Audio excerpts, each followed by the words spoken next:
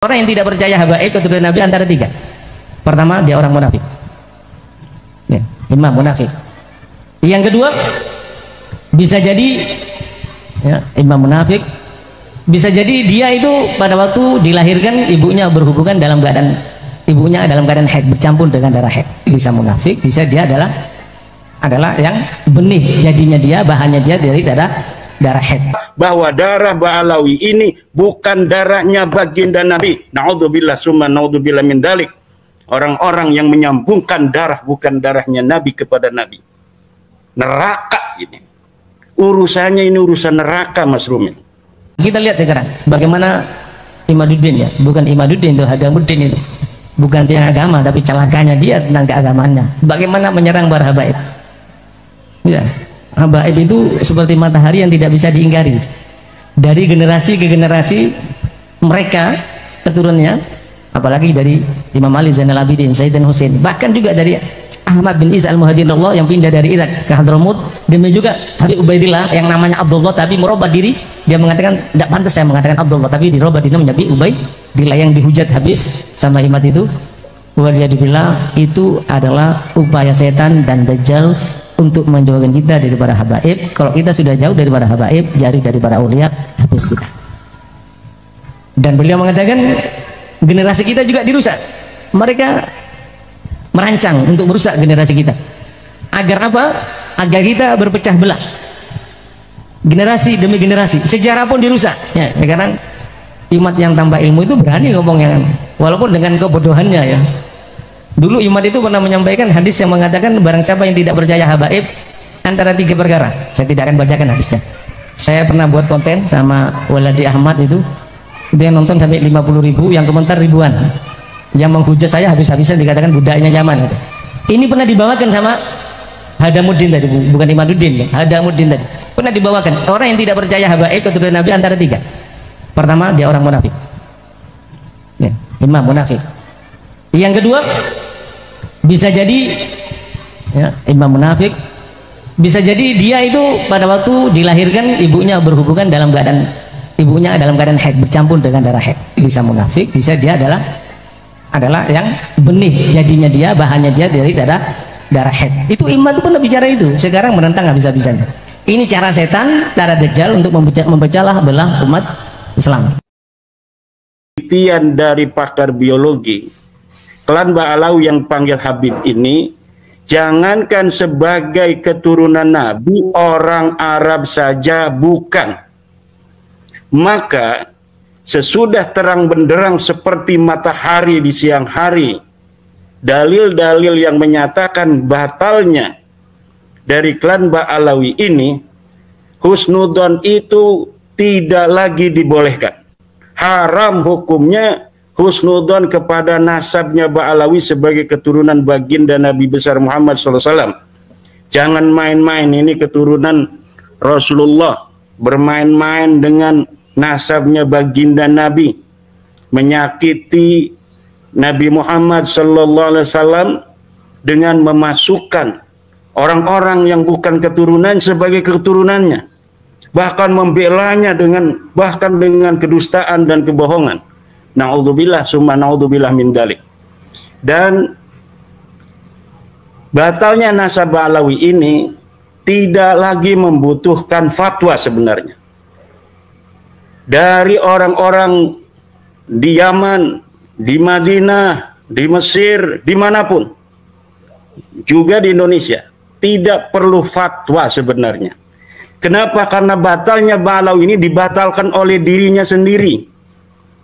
Batalnya Ba'alawi dibatalkan oleh darahnya, yang darahnya telah diteliti, darahnya telah diperiksa bahwa darahnya bukan darahnya Nabi.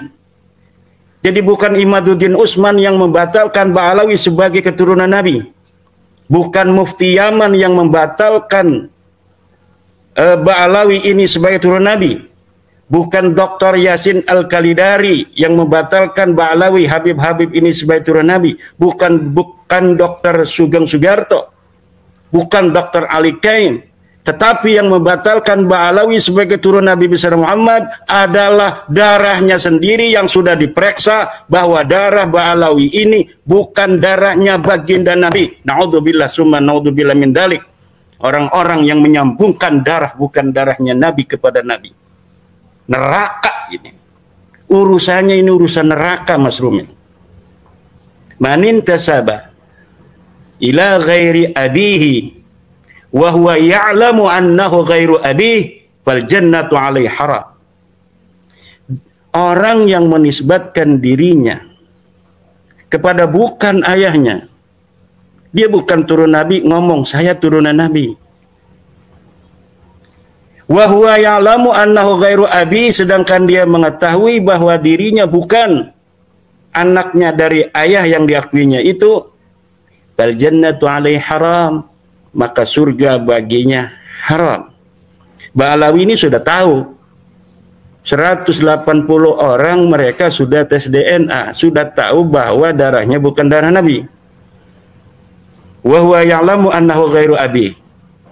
Kemudian orang-orang ini yang masih mendukungnya, mendukung mereka mengaku nasab yang bukan nasabnya itu.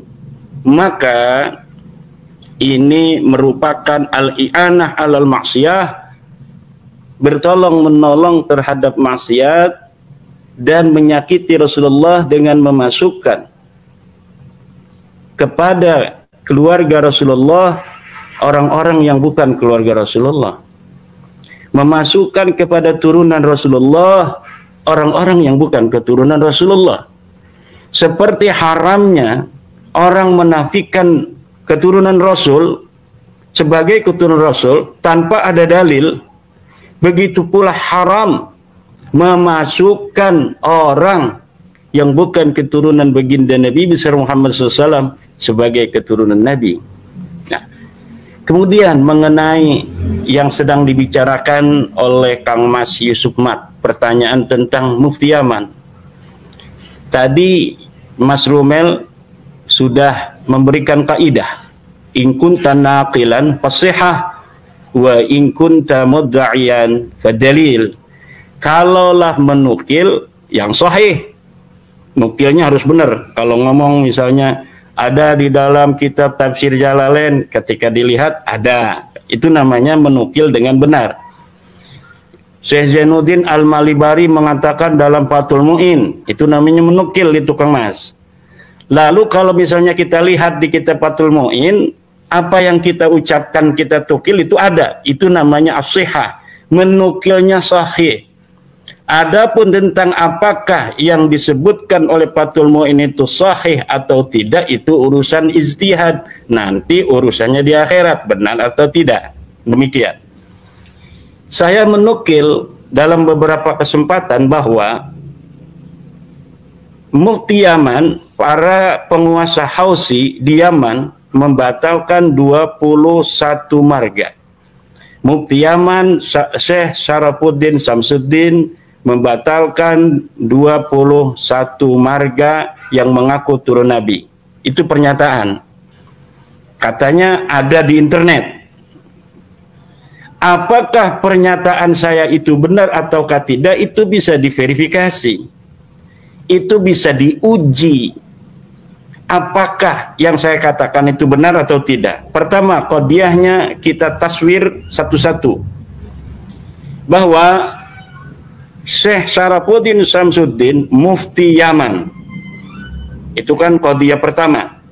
Apakah ucapan saya ini benar ataukah tidak? Ini bisa diverifikasi. Di internet ada, di berita-berita Yaman, betulkah seorang yang bernama Syarafuddin Samsuddin ini Mufti Yaman? Setelah dicari pasti nanti hasilnya betul bahwa Syekh Syarafuddin Samsuddin adalah Mufti Yaman. Ada di internet. Wah, itu berarti nukilnya saya sahih. Satu. Qadiyah yang kedua, membatalkan 21 marga yang mengaku sebagai turunan Nabi di internet. Kita lihat di internet apakah pernyataan saya itu betul ataukah tidak, bahwa Al-Khawsi Mufti Yamannya itu membatalkan 21 marga yang mengaku turun Nabi di Yaman. Ternyata dilihat di masadir net ada bahwa orang-orang Hausi melalui mufti Yamannya itu membatalkan nasab 21 marga, termasuk Ba'alawi di sana. Kemudian dalam Sahafat net ada, dalam Sautul Waton beritanya ada. Berarti nukilan dan narasi saya, proposisi saya itu tidak berdusta.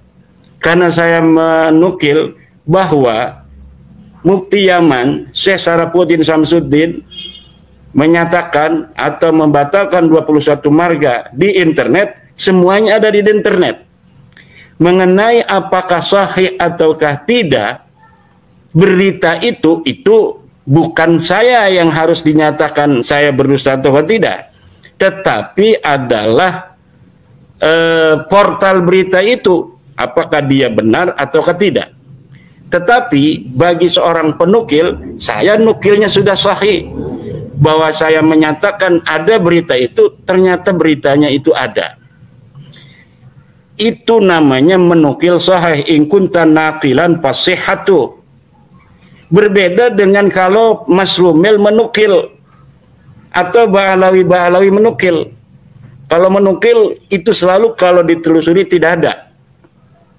Misal, bagaimana tentang apakah ada berita sejaman tentang nasabnya Ba'alawi bahwa Ahmad bin Isa punya anak bernama Abdullah? Ada di manuskrip, tapi manuskripnya belum boleh dibuka oleh donatur. Ya, apa urusannya donatur itu dengan manuskrip yang tidak boleh dibuka? Kenapa donatur itu tidak boleh membuka manuskrip yang telah dibeli dengan mahal itu, yang telah diambil di luar negeri? Tidak ada lain kecuali dusta. Tidak ada lain kecuali dusta. Manuskrip itu tidak pernah ditemukan. Apabila orang masa lalu dari Ba'alawi di abad 9, 10, 11, 12, 13, 14 tidak bisa menemukannya, bagaimana orang yang ada di sekarang ini bisa menemukan? Karena apa, Kang Mas? 100 tahun yang lalu perburuan manuskrip Ba'alawi dilakukan sampai masanya Alwi bin Thahir, masanya apa namanya itu Syekh Abdurrahman Al-Masyhur, tapi tidak ada. Kenapa tidak ada? Sebelum abad ke-9 manuskrip yang menyatakan tentang nasab Ba'alawi tidak ada lagi jawabannya, kecuali karena memang nasab Ba'alawi diciptakan pada abad 9. Sebelumnya mereka tidak dikenal sama sekali oleh sejarah, oleh ahli nasab sebagai keturunan baginda Nabi besar Muhammad sallallahu alaihi wasallam. Kemudian tukilan-tukilan in kunta naqilan fasiha, pencipta daripada nasab Ba'alawi namanya Ali As-Sakran, dia punya kitab Al-Burqatul Musiqa. Di dalam kitabnya itu dia menukil, menyebut nama-nama ulama masa lalu di abad 5, abad 6, abad 7, abad 8, abad 9. Tapi ketika ditelusuri, diverifikasi, nothing, tidak ada. Apa yang dia katakan palsu. Seperti Ali As-Sakran mengatakan bahwa Ibnu Samurah, ulama abad ke-5, telah mensahihkan nasab Ba'alawi. Saya punya kitabnya. Kita cari dari mulai halaman pertama sampai halaman terakhir. Tidak ada. Ibnu Samurah menyebut nasab Ba'alawi. Jangankan menyebut nasab Ba'alawi, menyebut tokoh Ba'alawi satu pun tidak. Padahal Ahmad bin Isa telah ada di Yaman, versi Ba'alawi 317 Hijriah. Seharusnya abad ke-5 itu, kalau memang dia seorang ulama, kalau memang dia seorang imam, sudah ada dong beritanya, direportase oleh ulama. Tetapi tidak. Kenapa Ubaid dan Alwi serta anaknya yang bernama Muhammad, yang katanya dia muhaddis, kata Salim bin Jindan. Alwi ini katanya muhaddis, dia belajar kepada ulama-ulama ahli hadis. Abdullah juga katanya muhaddis, perawi hadis. Tapi kenapa tabaqat ulama Yaman, tabaqat fuqaha al-Yaman, sebuah kitab karya Ibnu Samurah yang di dalamnya mencatat nama-nama para ulama yang ada pada masa itu abad kelima, tidak mencatat satu pun keluarga Balawi. Tidak itu Ahmad bin Isa, tidak itu adalah Ubaidillah, tidak itu Alwi, tidak itu Muhammad yang sudah ada pada abad kelima. Kenapa tidak dicatat? Apakah dia bukan ulama? Bukan hanya bukan ulama, Kang Mas. Karena Abdullah, Muhammad, Alwi tidak ada di Madinah, tidak ada di Yaman. Saya ulangi lagi. Karena Abdullah, Alwi, Muhammad tidak ada di Yaman. Dan mungkin juga tidak ada di dunia ini. Tidak pernah dilahirkan. Dari mulai anaknya Abdullah yang namanya Alwi, kemudian Alwi punya anak Muhammad katanya.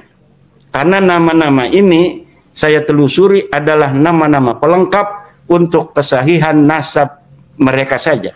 Jadi nama-nama itu disebutkan sebagai syarat administrasi kelengkapan nasab Balawi yang tidak bisa nyambung sampai abad ke-4 Hijriah pada kehidupan Ahmad bin Isa. Maka oleh karena ini namanya terlalu, gejlognya ini terlalu panjang, tidak masuk logika kalau namanya hanya sampai Faqih Muqaddam saja, maka diperlukan nama-nama pelengkap agar nasab ini tampaklah logis. Bila ada orang yang berani menyangkal saya dengan narasi ini, silahkan bawa data dan bukti dokumen yang menyebutkan bahwa seorang Abdullah pernah ada di dunia ini. Silahkan bawa dokumen seorang yang namanya Ubaidillah pernah ada di dunia ini. Anaknya yang namanya Alwi pernah ada di dunia ini. Taruh, bawa ke rumah saya. Mana kitabnya? Kalau bukan kitab sejaman, bukti sejaman katanya. Mungkin dia pernah punya jam tangan, mungkin dia punya arloji, mungkin dia pernah punya kacamata, ada namanya Ubaidillah, atau ada namanya Alwi, silahkan bawa. Tidak akan pernah ditemukan. Kenapa tidak akan pernah ditemukan? Karena dia tidak pernah ada di dunia ini. Karena dia tidak pernah ada di dunia ini. Maka oleh karena itu, sekali lagi kepada saudara-saudara saya, umat Islam, warga NU terutama, jangan lagi mengakui Ba'lawi sebagai keturunan Nabi Muhammad SAW. Dan yang dulu-dulu pernah mengakui, sekarang untuk bertobat dan berhenti mengakuinya. Kalau mereka ada yang jadi ulama, hormati sebagai ulama saja. Kalau ada yang jadi bupati, hormati sebagai bupati saja. Kalau ada. Kalau ada yang jadi RT, hormati sebagai RT saja. Tapi jangan sekali-kali hormati mereka sebagai keturunan Nabi, karena mereka bukanlah keturunan Nabi besar Muhammad SAW. Haram hukumnya orang yang menyebut bukan keturunan Nabi sebagai keturunan Nabi. Ini hukum. Jangan main-main dengan masalah turun Nabi besar Muhammad SAW. Kita umat Islam wajib mengikuti Nabi besar Muhammad SAW. Kita wajib mencintai ahli baitnya Nabi, Sayyidatuna Fatimah Zahra, Sayyiduna Ali, Hasan, Husain, dan seluruh istri-istri Nabi. Dan sekedarnya menghormati keturunan mereka, ahli baitnya Nabi hari ini. Sedikit saja lebih dari umat Islam yang lainnya. Dan perlu diketahui bahwa ahli baitnya Nabi di masa lalu itu kemudian menurunkan keturunan yang ada di hari ini, bukan hanya terbatas dari keturunan Sayyidina Hasan dan Sayyidina Husain, tapi juga keturunan daripada keluarga Bani Hashim dan Bani Muttalib. Mereka sama kedudukannya sebagai keturunan ahli bait yang tidak boleh memakan zakat. Nah, Lah kalau Ba'alawi, ya bukan, dia bukan ahli bait, bukan keturunan ahli bait, bukan keturunan Bani Hashim, bukan keturunan Bani Muthalib. Keturunan Bani Arab itu seperti orang-orang Ali Irsad yang sudah terbukti hasil tes DNA-nya J itu orang Arab. Al-Qatiri, hasil tes DNA-nya Al-Qatiri itu orang Arab. Basalamah itu orang Arab, itu Kindi. Tapi kalau Ba'alawi ini Arab aja bukan. Kalau Basalamah, Al-Qatiri itu orang Arab. Hasil tes DNA-nya lihat di pemilik DNA. Banyak lagi marga-marga Arab yang ada di Indonesia ini yang mereka lebih layak dihormati dari kearabannya. Karena kita ada perintah walaupun hadisnya itu kurang sahih untuk menyayangi orang Arab. Tapi kalau Ba'alawi ini dalam tes DNA itu bukan termasuk orang Arab. Jadi sekali lagi masalah Mufti Aman itu sudah tidak penting lagi. Karena yang membatalkan ini orang Indonesia, Imaduddin Usman, dan sekarang ratusan ulama yang mempercayainya, yang telah mengkaji sendiri, kemudian mereka mempercayainya. Jadi bukan mereka taklid pada Imaduddin Usman, karena kitabnya saya sebutkan. Kemudian mereka membaca. Jadi mereka bukan taklid pada Imaduddin Usman yang sekarang ini sudah membatalkan Ba'alawi. Tapi mereka berpikir karena logis ilmu nasab, ilmu matematika. Bisa dilihat ada kitabnya, oh ya nggak ada ini, batal. Oh dilihat ini hasil tes DNA-nya, di penelitian DNA, oh sakat. G dilihat, oh orang mana ini, orang Arab bukan? Bukan, batal. Gampang sekali kan? Bagi orang yang mau untuk mencari sedikit waktu, meneliti, berpikir sedikit saja, akan sama kesimpulannya dengan saya, Kang Mas Yusuf, bahwa Ba'alawi ini bukan turun Nabi.